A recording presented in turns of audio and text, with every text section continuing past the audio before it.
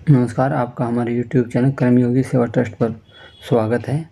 आपने इस वीडियो के इंटरफेस में देख लिया होगा कि ये वीडियो किन किन बातों पर होने वाली है। आइए इस वीडियो के अगले इंटरफेस पर चलते हैं और जानते हैं सब विस्तार पूर्वक क्या क्या मांगे रखी गई हैं।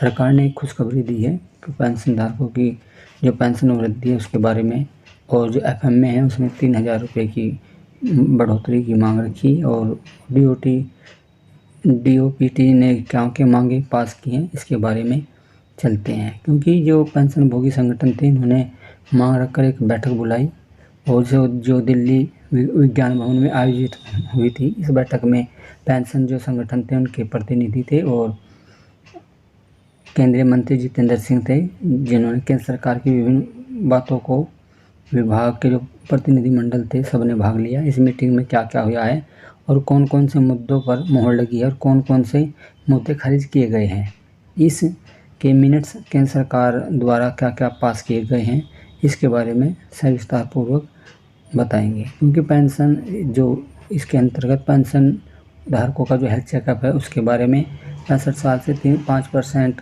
अतिरिक्त पेंशन का फ़ायदा मांग रखने की बात रखी है।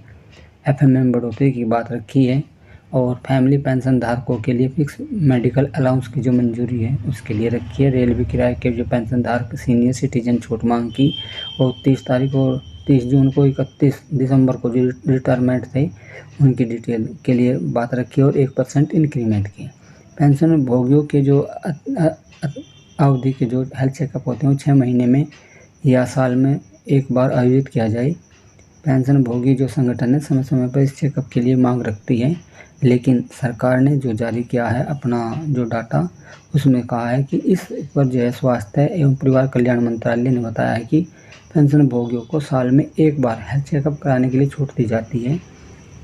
हेल्थ चेकअप कराने से इच्छुक जो पेंशन भोगी है वो CGH में जो सूचीबद्ध हॉस्पिटल है वहाँ पर चेकअप कराते हैं, जिसमें CMO रेफरल करता है। यदि साल में तो आपको एक बार दी जाती है, यदि आप चाहते हैं कि आपको 2 बार हो तो आप 2 बार अभी करा सकते हैं। इसके लिए सरकार ने मंजूरी दे दी है, क्योंकि पिछली बार एक बार ही जाने के लिए अनुमति दी गई थी। अब दूसरी जो कंडीशन उन्होंने रखी है, पेंशन भोगियों को पेंशन का जो अतिरिक्त पेंशन बढ़ोतरी का जो फ़ायदा है वो 65 साल में ही दिया जाए। 65 साल में 5%, 70 साल पर 10%, 75 साल पर 15% और 80 साल पर 20% की मांग रखी। इस पर एडिशनल पेंशन का फ़ायदा दिया जाए ताकि ये उन्हें पेंशन भोगियों को लाभ हो सके। लेकिन सरकार ने इस पर कहा है कि जो DOPPW के ज्वाइंट सेक्रेटरी थे उन्होंने इस मुद्दे पर अपनी बात रखी। डिपार्टमेंट ऑफ इकोनॉमिक अफेयर ने जो सुझाव उन्होंने मांगा था, तो उन्होंने कहा कि यदि ये प्रपोजल स्वीकार किया जाता है जो संगठन ने मांग रखी है, तो इससे सरकार की फाइनेंशियल कंडीशन बिगड़ सकती है, जिससे राज्य सरकारों को भी पेंशन भोगी भी इसी तरह की डिमांड रखेंगे और इस वजह से वित्तीय बाधाएं आ सकती हैं। इसलिए इसको स्वीकार नहीं किया जा सकता। फिलहाल अभी ये मामला विचाराधीन है, इस पर सरकार ने अपनी रुख स्पष्ट कर दिया है। अब जो तीसरी कंडीशन थी, नॉन जो CGHS एरिया में रहने वाले जो पेंशन धारक हैं उनकी फिक्स मेडिकल अलाउंस की जो बढ़ोतरी है, पहले 1000 रुपये दी जाती थी, लेकिन जो संगठन है वे मांग रहे हैं FMA को 1000 से 3000 कर दिया जाए, क्योंकि 1000 में भी कोई भी दवाई का खर्चा नहीं उठा सकता। इसलिए पेंशन जो संगठनों को रेलवे बोर्ड ने जो प्रतिनिधियों ने जो मांग की थी फैमिली पेंशन की, ऐसे में विधवा, तलाकशुदा, अविवाहित बेटियों को भी फिक्स मेडिकल रेलवे को भी इसी तरह से देना चाहिए। इस पर रेलवे बोर्ड ने कहा है कि जो फिक्स मेडिकल अलाउंस है RELHS यानी रेलवे हॉस्पिटल पेंशन धारक हैं उनको, उनके साथ साथ जो फैमिली होते हैं मेंबर होते हैं उन्हें भी ये लाभ दिया जाता है। और पेंशन पाने के लिए विधवा, तलाकशुदा जितनी भी हैं और मेडिकल अलाउंस दिए जाने के लिए उन्होंने परमिशन दे दी है।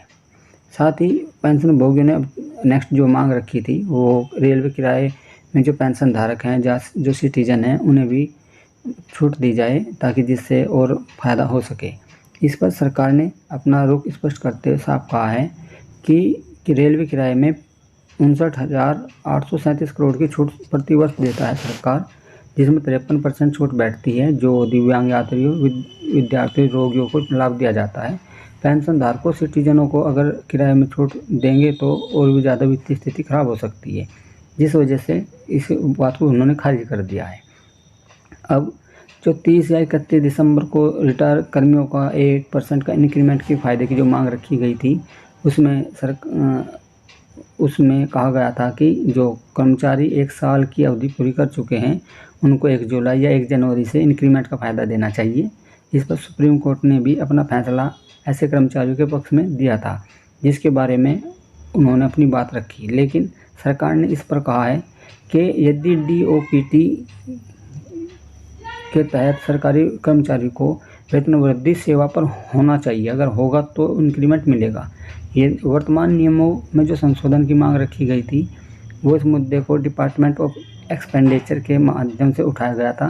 इस मुद्दे को अटॉर्नी ऑफ जनरल के लिए पुनः विचार के लिए भेजा गया। फिलहाल इस पर मामला विचाराधीन है, अभी क्लियर नहीं किया गया है। अब जो नेक्स्ट है, पेंशन संगठनों ने केंद्र से डिमांड रखी है कि जैसे गुजरात सरकार ने कम्यूटेशन बहाल को 15 साल से घटाकर 13 साल किया गया है, वहीं पंजाब सरकार ने 10 साल 8 महीने के बाद रिकवरी न करने का आदेश जारी किया है। तो उसे देखते हुए कम्यूटेशन बहाली 12 साल का सर्वसाधारण आदेश जारी किया जाए ताकि सभी को उसका लाभ मिल सके।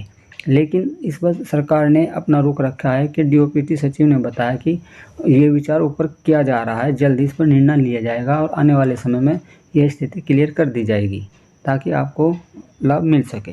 आशा करते हैं कि वीडियो में दी गई जानकारी आपको अच्छी लगी होगी। यदि वीडियो में दी गई जानकारी आपको अच्छी लगी है तो आप हमारे चैनल कर्मयोगी सेवा ट्रस्ट को सब्सक्राइब जरूर करें और वीडियो को लाइक, शेयर, कमेंट करना ना भूलें।